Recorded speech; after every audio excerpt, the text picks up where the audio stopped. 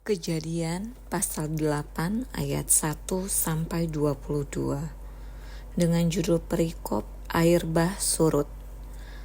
Maka Allah mengingat Nuh dan segala binatang liar dan segala ternak yang bersama-sama dengan dia dalam bahtera itu.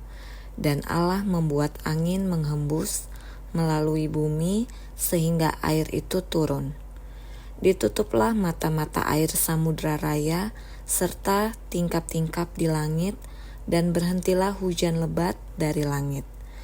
Dan makin surutlah air itu dari muka bumi.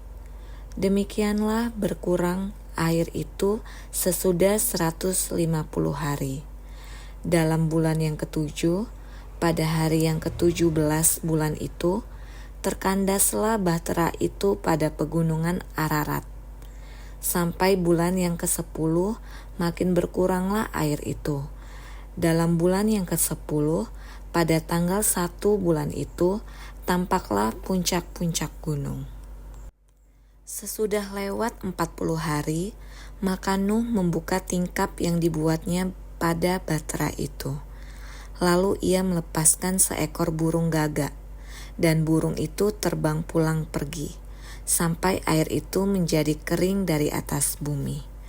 Kemudian dilepaskannya seekor burung merpati untuk melihat apakah air itu telah berkurang dari muka bumi.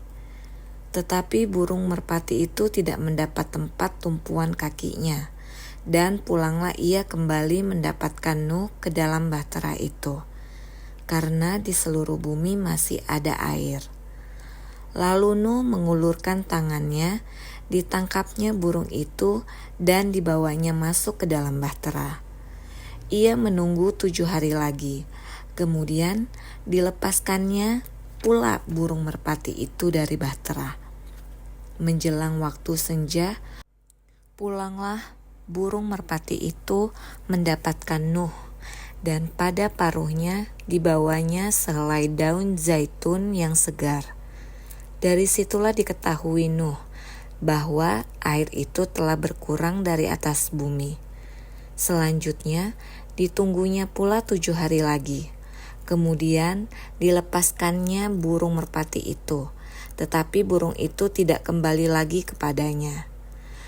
Dalam tahun ke-601, dalam bulan pertama, pada tanggal 1 bulan itu, sudahlah kering air itu dari atas bumi. Kemudian Nuh membuka tutup bahtera itu dan melihat-lihat. Ternyatalah muka bumi sudah mulai kering. Dalam bulan kedua, pada hari yang ke-27 bulan itu, bumi telah kering. Lalu berfirmanlah Allah kepada Nuh, "Keluarlah dari bahtera itu, engkau bersama-sama dengan istrimu, serta anak-anakmu dan istri anak-anakmu, segala binatang yang bersama-sama dengan engkau, segala yang hidup, burung-burung, hewan, dan segala binatang melata yang merayap di bumi. Suruhlah keluar bersama-sama dengan engkau, supaya semuanya itu berkeriapan di bumi, serta berkembang biak dan bertambah banyak di bumi." Lalu keluarlah Nuh bersama-sama dengan anak-anaknya dan istrinya dan istri anak-anaknya, segala binatang liar, segala binatang melata, dan segala burung, semuanya yang bergerak di bumi, masing-masing menurut jenisnya, keluarlah juga dari bahtera itu. Lalu Nuh mendirikan mezbah bagi Tuhan dari segala binatang yang tidak haram, dan dari segala burung yang tidak haram diambilnyalah beberapa ekor. Lalu ia mempersembahkan korban bakaran di atas mezbah itu.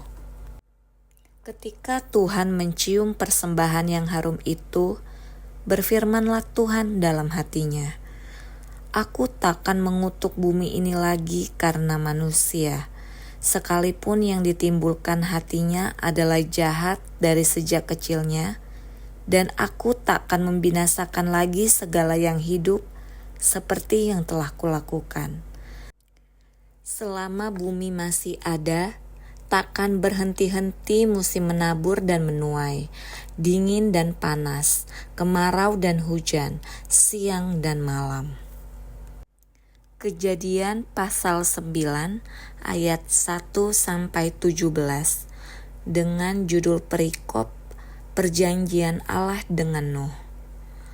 Lalu Allah memberkati Nuh dan anak-anaknya serta berfirman kepada mereka, beranak cuculah dan bertambah banyaklah, serta penuhilah bumi. Akan takut dan akan gentar kepadamu segala binatang di bumi dan segala burung di udara, segala yang bergerak di muka bumi dan segala ikan di laut. Ke dalam tanganmu lah semuanya itu diserahkan. Segala yang bergerak, yang hidup akan menjadi makananmu. Aku telah memberikan semuanya itu kepadamu, seperti juga tumbuh-tumbuhan hijau. Hanya daging yang masih ada nyawanya, yakni darahnya, janganlah kamu makan. Tetapi mengenai darah kamu, yakni nyawa kamu, aku akan menuntut balasnya. Dari segala binatang, aku akan menuntutnya. Dan dari setiap manusia, aku akan menuntut nyawa sesama manusia. Siapa yang menumpahkan darah manusia, darahnya akan tertumpah oleh manusia. Sebab Allah membuat manusia itu menurut gambarnya sendiri. Dan kamu beranak cuculah dan bertambah banyak, sehingga tak terbilang jumlahmu di atas bumi. Ya, bertambah banyaklah di atasnya. Berfirmanlah Allah kepada Nuh dan kepada anak-anaknya yang bersama-sama dengan dia. Sesungguhnya aku mengadakan perjanjianku dengan kamu dan dengan keturunanmu, dan dengan segala makhluk hidup yang bersama-sama dengan kamu, burung-burung, ternak, dan binatang-binatang liar di bumi yang bersama-sama dengan kamu, segala yang keluar dari bahtera itu, segala binatang di bumi. Maka kuadakan perjanjianku dengan kamu, bahwa sejak ini tidak ada yang hidup yang akan dilenyapkan oleh air bah lagi, dan tidak akan ada lagi air bah untuk memusnahkan bumi.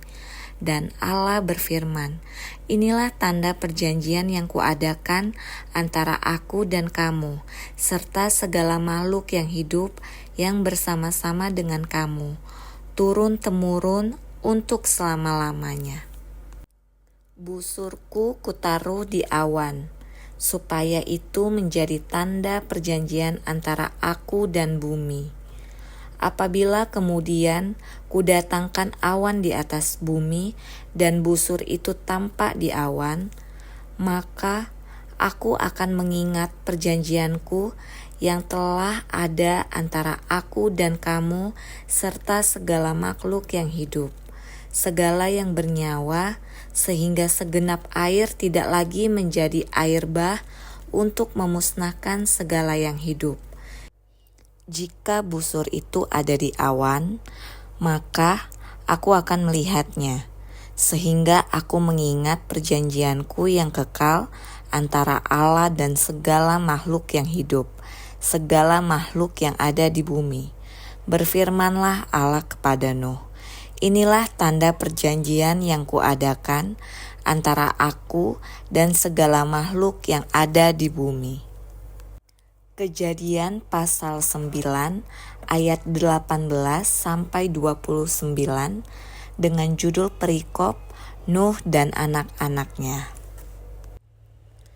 Anak-anak Nuh yang keluar dari bahtera ialah Sem, Ham, dan Yafet. Ham adalah bapa Kanaan. Yang tiga inilah anak-anak Nuh, dan dari mereka inilah tersebar penduduk seluruh bumi. Nuh menjadi petani. Dialah yang mula-mula membuat kebun anggur. Setelah ia minum anggur, Mabuklah ia, dan ia telanjang dalam kemahnya. Maka Ham, bapa Kanaan itu, melihat aurat ayahnya, lalu diceritakannya kepada saudara-saudaranya di luar. Sesudah itu, Sem dan Yafet mengambil sehelai kain dan membentangkannya pada bahu mereka berdua. Lalu mereka berjalan mundur. Mereka menutupi aurat ayahnya sambil berpaling muka, sehingga mereka tidak melihat aurat ayahnya. Setelah Nuh sadar dari mabuknya dan mendengar apa yang dilakukan anak bungsunya kepadanya, berkatalah ia, "Terkutuklah Kanaan, hendaklah ia menjadi hamba yang paling hina bagi saudara-saudaranya." Lalu katanya, "Terpujilah Tuhan, Allah Sem, tetapi hendaklah Kanaan menjadi hamba baginya." Allah meluaskan kiranya tempat kediaman Yafet, dan hendaklah ia tinggal dalam kemah-kemah Sem. Tetapi hendaklah Kanaan menjadi hamba baginya. Nuh masih hidup 350 tahun sesudah air bah. Jadi Nuh mencapai umur 950 tahun, lalu ia mati.